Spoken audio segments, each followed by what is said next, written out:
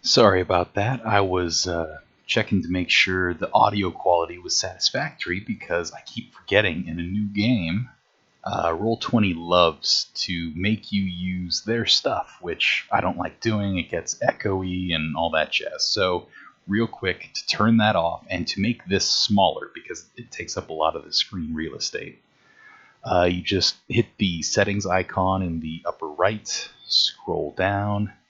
Avatar size, set it to names only is how I like it. And I want to broadcast to others absolutely nothing. And for receive, if you're using something like Discord, you want nothing there as well. And then unfortunately, we're going to have to reconnect to kind of solve all of those issues, but it tends to freeze when I ask it to do that, so we're probably just going to full on leave, hit Roll20, come on back, and then of course, just like any other, you can go to the info wall page or whatever it's called, or you can just launch it from there.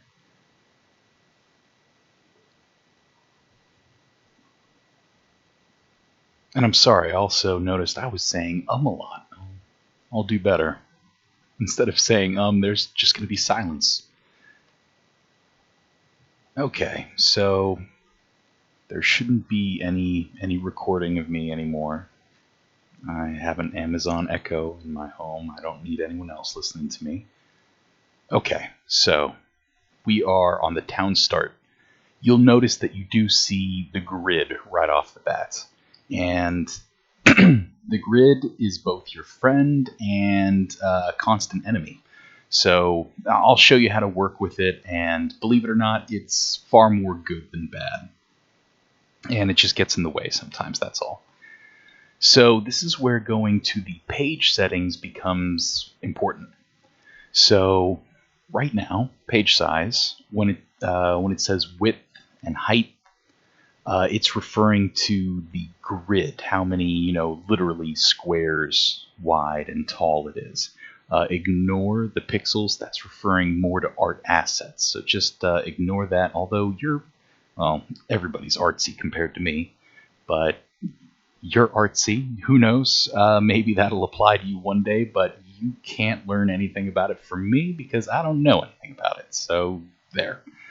Background. You can, of course, change the background to basically any color you want, especially if you go to a different place on the internet and simply look up some of the hex codes for a very specific color. But more often than not, just white, black, whatever. I tend to put the slides up there and then change the page dimensions to fit that, and I'll show you how that's done now. Okay, but my point was 25 wide, 25 tall, and we'll come back to this. Okay, so, and this, yeah, I was about to describe this stuff over here, and that's when I saw all the activity there. So, this is basically the grabber tool, select move, pan view. I never feel the need to pan. There's a ton of keyboard shortcuts. I don't know what they all are. Do a better job than me. Find out what some of them are because they are handy. Like when I was bouncing around yesterday, apparently there are some key combinations you can do to switch between the layers, and that would be handy. It's not too bad, I'll show you, but it would save seconds, and those seconds add up.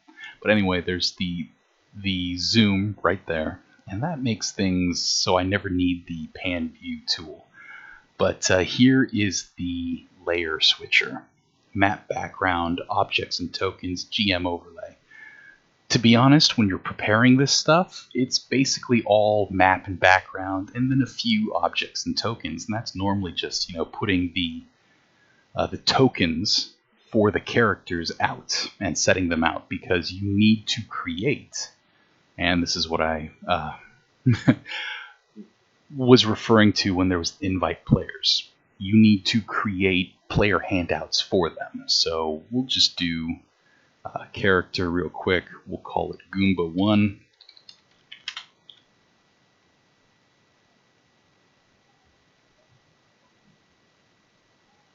Goomba 2. And then, obviously, once people accept your invitation and are then in the game, there's literally a drop-down thing here. You can just click edited and controlled by, whatever player that character is associated with. And then those said Goombas also have a token that they can upload, put there, and then you can literally just drag them onto the map. But we'll get there later. That's a different video. I'm just letting you know that connection's there. Okay, enough time wasting, Ryan. So we are going to add that art asset onto here. Oh yeah. So yeah, when you're preparing for a game, map and background, a little bit of objects and tokens. However, when you're running the game, it's the GM info overlay that you'll be using, that and the objects and tokens. The GM info overlay is just my way of kind of hiding stuff until the characters, until the players encounter them, or even if they do. And that is just kind of my way of keeping that stuff invisible and hidden until that happens. Whereas the map and background, just think of it as, literally the dinner table, the battle map. So you're not really kind of doing a whole lot. So normally when you're playing, it's basically just objects and tokens that are moving around. And that's kind of it. The dynamic lighting layer we will get to in the third video. It can be fun, but honestly, it's a bit time-consuming. So, on the bright side, these one-shot dungeons, you don't need to make something huge and crazy. You can, make something short, sweet, and have all kind of the bells and whistles on it. So, to be honest, I like this idea so much, I'm making one of my own. So we'll see how that plays out. And then there's the drawing tool. Never underestimate the power of the drawing tool. It can get you out of a lot of stuff. Like if you don't have a very exact slides prepared for the situation that has somehow arisen, and it's going to happen. So yeah, just the drawing tool, use it. This is kind of the visual effects. To me, it's just hard to find and use in a timely manner. So to be honest, I don't. I wish I used it more, but I got to keep things moving, and that just kind of slows me down more often than not. This is a zoom tool, which is also accomplished by the slider over here, so I never use it. This is the measuring tool. It is handy, but in very specific circumstances. All right. So this, again, is another part of the lighting.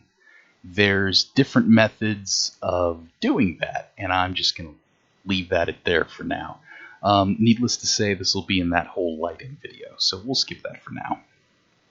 This is just the turn order button. Apparently, to use this, you need to be a pro member or something, or plus member. I think you need to be a paid member of Roll20, which is kind of dickish, but whatever. And then this is the rolling tool. There are also tons of macros available. To be honest, I use a macro more than anything else, but this has gotten considerably better since I started playing. It used to be very kind of mundane and not so great, but if you just want to roll 1d20, there you go. And if you like the dice flying onto the tabletop like I do, enable 3D dice, automatically roll 3D dice, because otherwise you gotta click drag and drop and throw them in a direction. That's just weird. Because virtual dice are not. But there you go. Let's see. But yeah, this is a very powerful tool. You can click the GM so that only I can see it, because I treat dice kind of like a head game. Some things I want you to see, some things I don't. And it's up to you to decide what that means.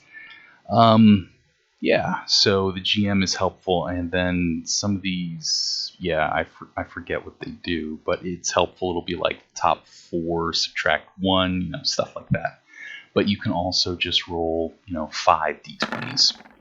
and so on. But it's helpful. I think everyone has access to that now. And then help docs, whatever.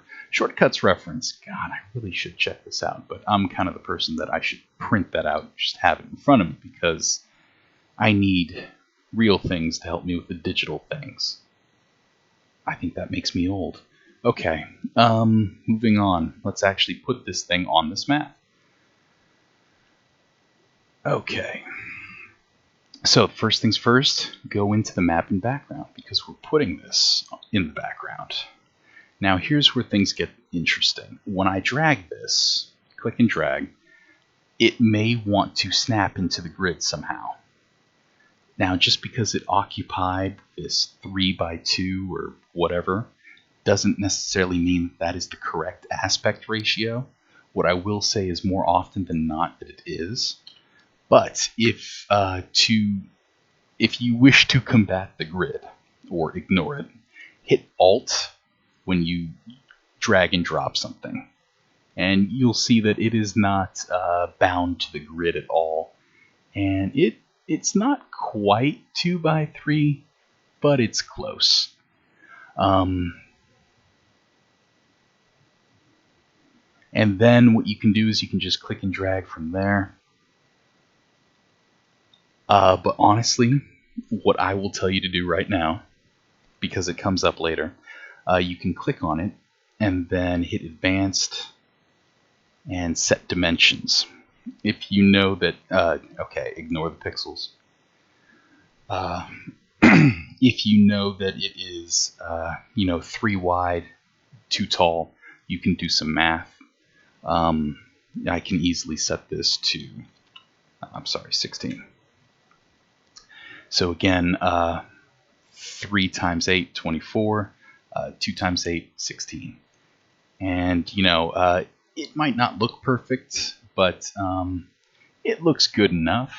And what you can then do is just come up here, hit width 24, height 16, and then remove the grid, because you don't need the grid, it's just kind of like a little slide. Alright, there we go. And then you can zoom in, and you got yourself a nice little fantasy village for your first slide. And then to add some music, something like that, good. Alright, so you can go up to Manage Audio, and hit Tracks, and here, like Tabletop Audio, these are some of the places.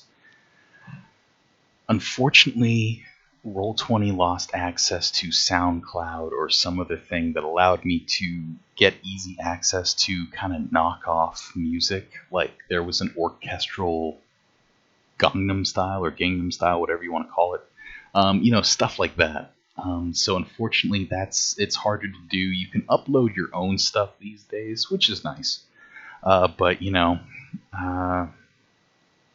Van Halen, not always a great fit for D&D games, so sometimes it's hard to come by that style of music, But anyway, you can try out kind of what they sound like. But we can just search for Fantasy Village. Of course. We'll just hit Fantasy then. Maybe more. Somehow just made that worse. Barovian Castle, that could be fun.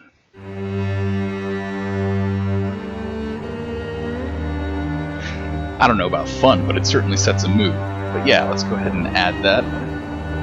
This is a dark game now. You can obviously change the volume over there. So yeah, you can change the volume here. You can have looping.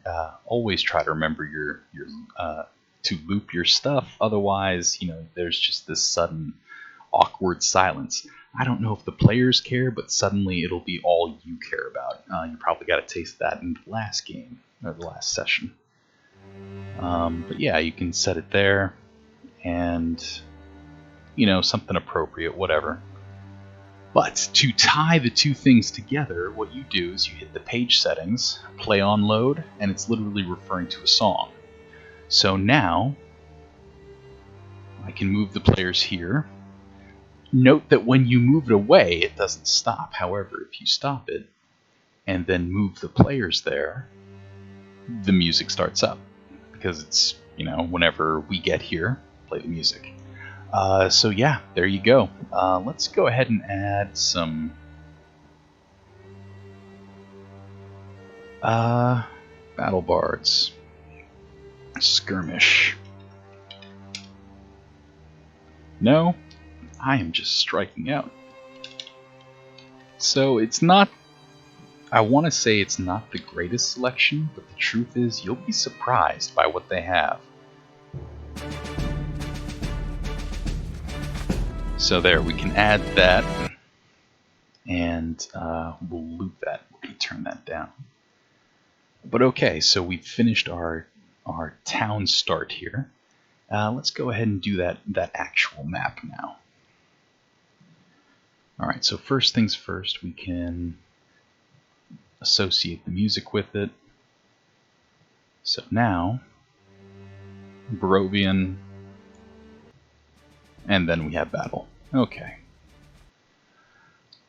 Alright, moving on. So, again, set it to map and background. And just go ahead and drag it out. Now, on the bright side, it's 3x3. Unfortunately, that doesn't mean that our battle grid is going to line up with his. And you notice you can barely see it. However, I can hit the page settings, and here I can make it, full black, and I can also change the opacity. So you can see that, these do not match at all. Now, you can either, hope you get lucky and it stretches out to a point where it will. Oh my gosh, is it going to do that? It might. Yeah, it did. Alright, well, congratulations, you got lucky. However, oftentimes, life isn't that good. So, here's what you do. We'll go ahead and turn, ironically, you need to measure the grid with this grid measuring tool, and I'll show you that in a moment. It requires the grid to be on, which kind of interferes with you measuring the grid. So to get around that, what you do is you take the opacity all the way down. And we'll just switch that back to the gray that it's supposed to be. But you'll see that it's transparent now. You can't see it. So what you do is you hit it, and then you hit Advanced, Align to Grid. And right here, it tells you what to do. Click and drag, create a box the size of a 3x3 grid on the cells, or the cells that you were using. This could mean one of two things. If it doesn't have a battle map on there, that just means the area you select, think of that as a 15 by 15 foot square. You are just applying dimensions to that place. However, if it already has a battle grid, it's trying to line yours up with theirs. And of course, if, like right now, comparatively, this grid is smaller than Roll20's grid, which means, each token that I put on there is going to be taking up, 10 feet. So basically everyone's a giant now, so we need to correct that a little bit. What I recommend, zoom in, find a 3x3 area that is pretty visible, and you just get as close as you can into the corner, click and drag. It is not going to be perfect. All you can do is your best.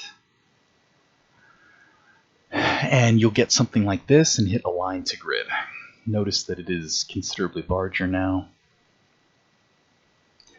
And for the most part, on stuff like this, I don't worry too much about trimming. I do know that it is 3x3, and it's one of those things where it's like it's close enough, it's working. I'd recommend, leaving it alone for the most part, but we can do. It's 25 by 25 now, but it's one of those things. If you poke this bear, bad things may happen. No, no bad things happened. Okay, we got lucky. So you can see that that looks like there's one more there. We'll shave it off. It was 22, but now it's 21. I don't know why it doesn't say 22 anymore, but I have no idea what's going on. Okay. Am I going nuts, or did you see it? Whatever. Okay. Thank you, Roll20, for not smiting me, I guess. But yes, there you go. You've now lined up battle maps. Let's give Goomba a, or technically, I think we can Oh. Okay, so real quick before you. All right, so let's say I did just kind of move. This is his token because, or their token because they don't have one yet. What you can do is you can either select the entire photo or you can just select his, right click, layer, token layer. And you'll notice it kind of grays out. And if I kind of click him right now, I won't be clicking the Goomba. I will be clicking the map and dragging that around. So, as I said, you're going to get lost in the layers. Just do your best. But, you know, obviously now that it's on the token layer, it only goes to these areas, yada, yada, yada. Okay. Yeah, and when you put, you will need to drag your Goombas and create tokens for them. Sometimes this happens where it doesn't register. Just give it a little bit of time; it will show up. Anyway, that's a different video, Ryan. That's the token video. No tokens for you. Okay. Anyway, on to our dungeon. Now, this is honestly the fun part. Making dungeons is fun, especially when you get to make them, or at least in my preference, short and sweet. What I would recommend you do, and what I will do, is I'm going to be sending you some token tiles. Fine, alright, let's do this right. There are multiple ways to find art for this kind of stuff. You can always go to the art library and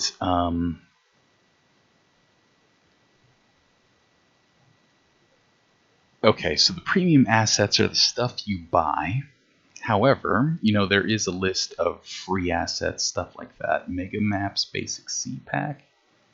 But yeah, you can see, okay, there's whole.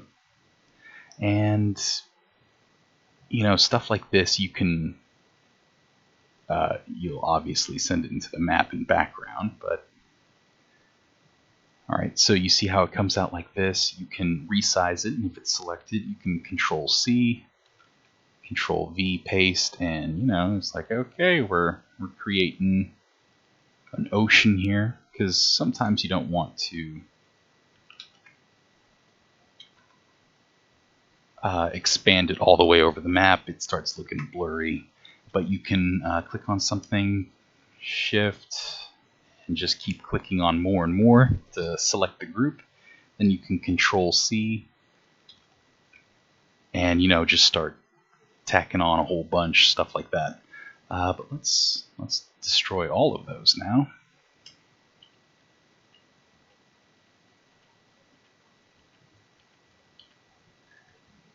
And you're in.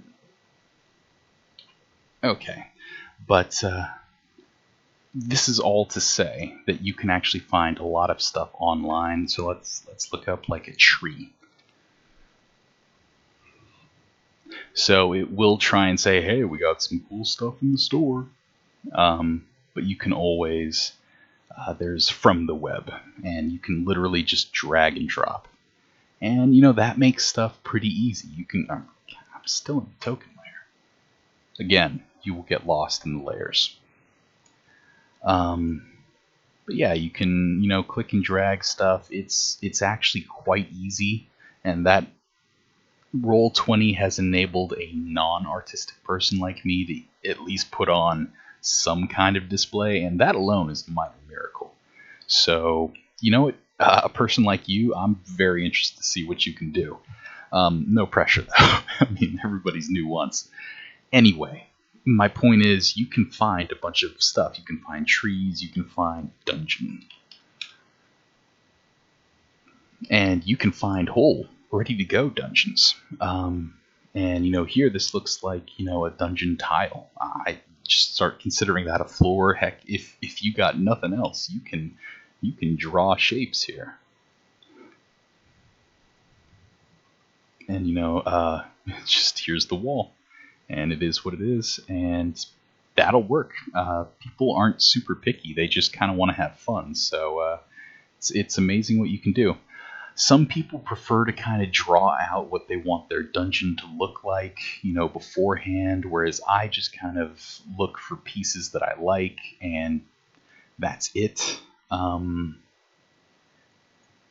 So yeah, I like to have kind of centerpieces, and that is where I like the dungeon tiles, and that's why I'm gonna gift you a dungeon tile set, just kind of give you something to work with. And it's amazing what happens when you have, how can I put this, a continuous art style. I appreciate it more. I think other people do too, though. No one's ever going to say, "Oh, this is a mishmash of art styles. I refuse to play in your game." At least I hope no one would. But it just kind of makes things look nicer. And it's just like right now outside, I live in a condo complex, and they're painting the metal around the dumpster area, kind of metal doors. And that's important, because if stuff looks like it has had effort gone into preserving it or keeping it up, people tend to be nicer to stuff. So it's just kind of amazing where that happens. All right, moving on. So I sent you some premium assets. Just go to the marketplace purchases under the premium assets. Modular Dungeon Maker Genesis. I think if you double click that, no? Okay.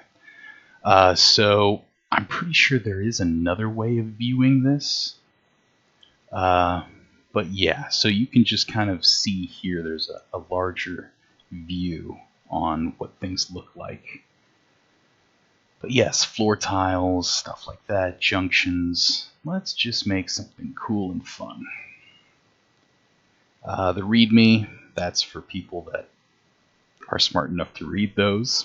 I'm skipping over it, so you know what that makes me. Okay, I'm just kind of looking for some, that would be a cool room. Alright, so that would be one of those centerpiece rooms I mentioned.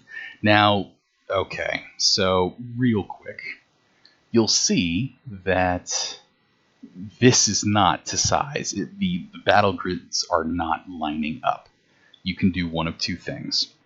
You can either sit there and kind of keep dragging it until it fits, and you got to match these things up. Some people are good at that, or maybe I should phrase it differently. Some people have the patience for that. Here you can see 12 by 9. So I'm just gonna advanced set dimensions just like we did with the village. So we'll just hit 12 by 9, and it automatically sets it to the right size, and then you can click and drag, and bam, everything lines up. That is a big one. Okay, I'll still find a way to do it. So what else? I want 2 more kind of showstopper rooms. Hey, ooh, all right, something with a pool. That's always fun. All right, so what is that? 14 by 9. Okay, we're gonna have to make the dimensions of this map bigger. Nope, no. Got ahead of myself. Set dimensions. 14 by 9.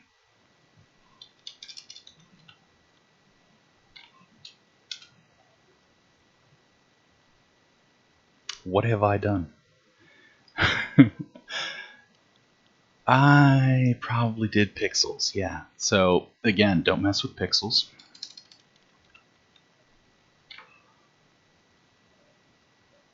Again, my no script, no preparation is perfect for this. Okay, so yeah, that fits now. We clearly need more room on this, so let's go ahead and give us some more room. Let's go ahead and make this 40 by 40, and we'll deal with whatever shenanigans later. And we'll set the background to black for right now. So then we can zoom out. Alright, and now I will say always try and leave kind of like a black gap. That'll come up again in the lighting, or just a gap for whatever. Okay. Alright, one more showstopper room. I do like the crypt.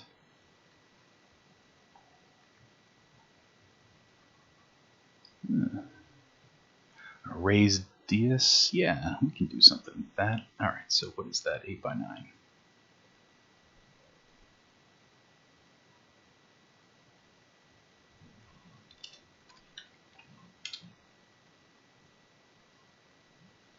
Okay, so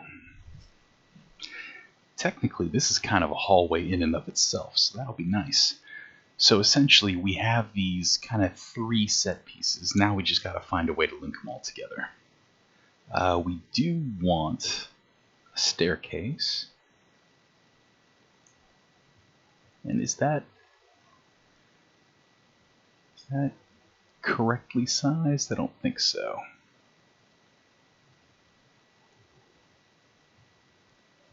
I think that is correctly sized though. Okay. Alright, so it's a big wide staircase coming down from above. Ooh, that's better. I like my dungeons are supposed to be, well, some are supposed to be close quarters. And again, sometimes you will just kind of need to eyeball things. And there we go. That is about the right size. Okay, so I kind of like the idea of a... Can we get away with that? Yeah, I think we can, but I don't want it to be a showstopper. I don't want it to detract from anything else, so I think this will do. And that is 9 by 9.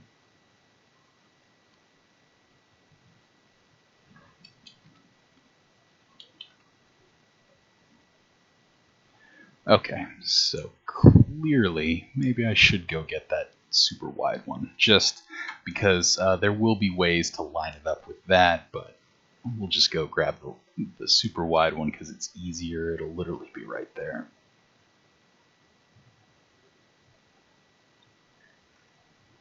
And I think, is it one more? No, it's one shorter. Okay, so we can just click on that, delete it. We'll move this one over here. Everything's lining up. Okay. We still need to find a way to, because you'll see most of these, ooh, this one has 3, so that's perfect.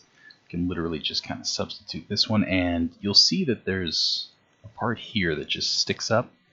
You can just rotate stuff around like that. Now normally, like I said, it'll snap to grid to very specific, 45, 90, and that's it. However, if you click it and use Alt is I declare war on the grid, and it'll stay there. However, if you don't use Alt again, it will snap back to the normal places. So you can just kind of stick them on like that. Looking for something that alters the size of the corridors.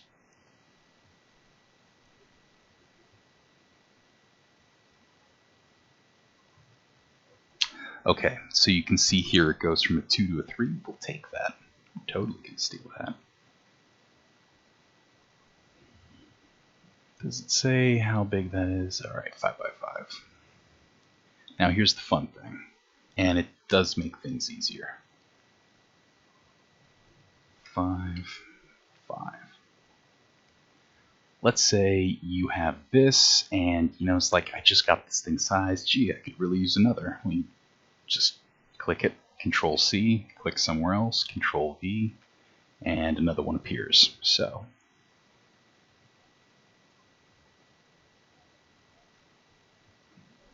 now, Okay, we're going to need another room. That's fine.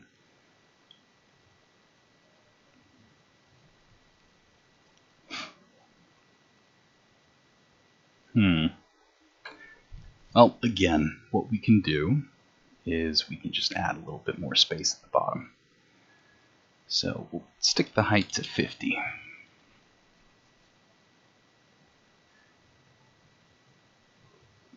And now I need a turning corridor with space too wide. That'll do.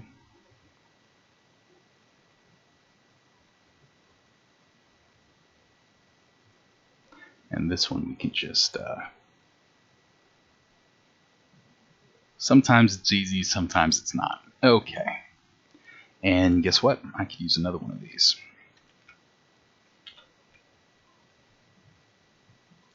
However, that will be up here. Now, one thing I should show you. Alright, we'll use this.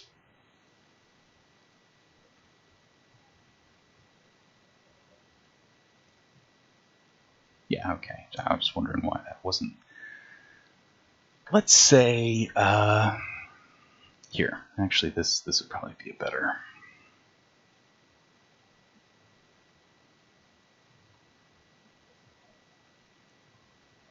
Why does that not? Oh, because it's 3 wide. All right.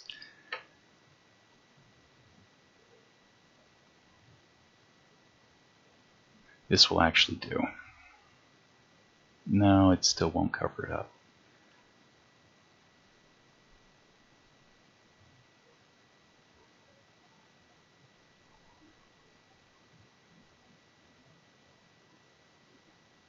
Alright, give me one moment. Okay. So my point is, or at least what I'm trying to show here, sometimes there will be things that you want to cover up. Like, let's say you don't want, oh, I don't know, kind of this little bit. Perfect. Okay. Let's say you don't want kind of this little bit of this tile piece. You can literally cover it up. And you can do that by kind of putting something else just directly over it. And you'll notice that you can, literally change how things look. And you'd be surprised how far this can get you. Now, let's say you do put stuff over each other and kind of create, in a way, your own custom pieces because of it. Let's say, for whatever reason, one gets covered up that you don't want covered up. So what you can do is you can click on that one, right-click on it, and then to front, to back. To front, kind of brings it up and it overwrites whatever, the piece that's under, it overwrites whatever was originally on top of it. So you can move it or you can, to back, to front, basically like any photo manipulation tool, stuff like that with the layers of theirs. So let's go ahead and get rid of that now. You know what? Yeah, we'll have this lead to something else down here. I need one more kind of final room, maybe a treasure room. I don't know. That's too. Yeah, I can see that would be like creating your own room because you saw kind of the huge. I think they were right here. The huge just tile set, and that's just creating your own room. That's cool. But yeah, let's add some kind of treasure room or okay.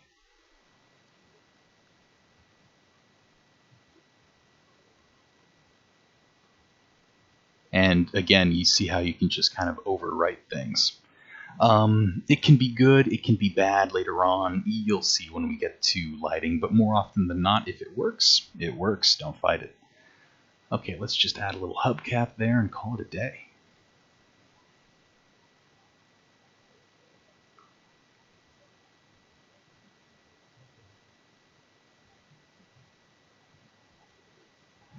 Okay, so yeah, we have kind of treasure room. Maybe they got to do a riddle there.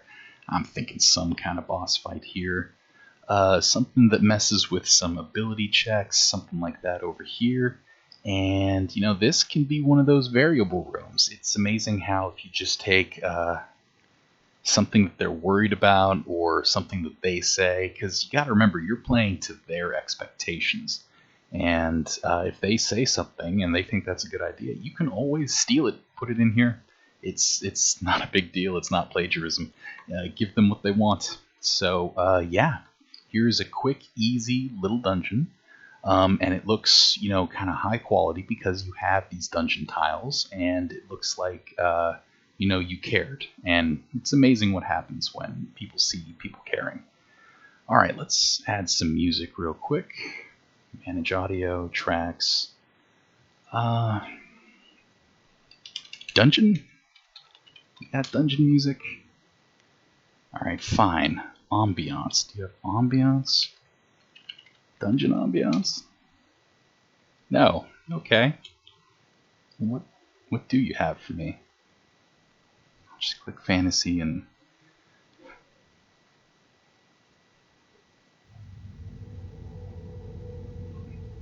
perfect.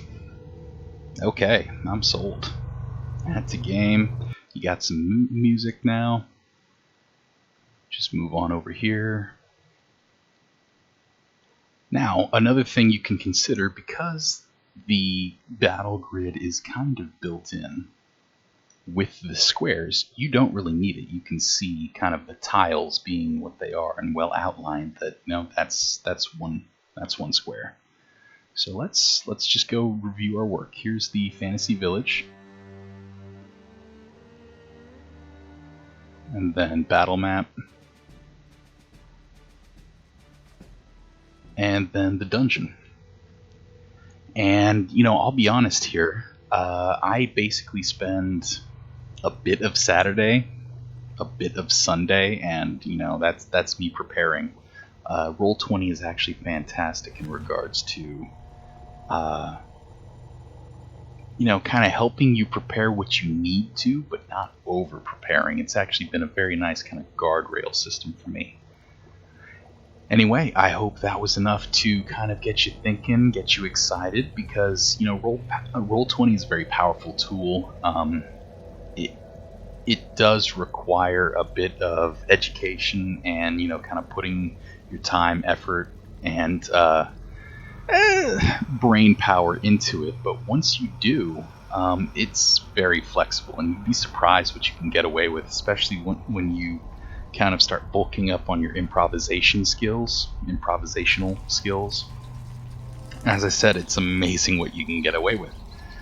So yeah, Heidi, I hope that helps. Part 1 of 3. I'm hoping this thing is still recording, otherwise, yeah. Okay, either way, I'll catch you next time. Bye.